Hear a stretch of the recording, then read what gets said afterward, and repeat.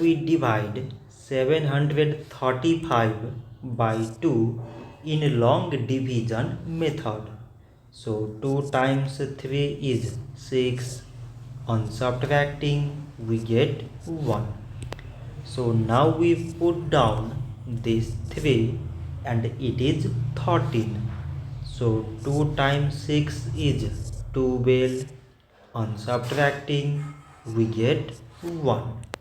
So again we put down this 5 and it is 15.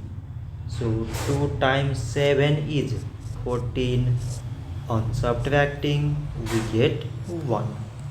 So now this 1 is less than 2 and there is no other number to put it down. So we take here decimal so that we put 0. So it is 10 and 2 times 5 is 10. On subtracting we get 0. So 735 divided by 2 is 367 decimal 5.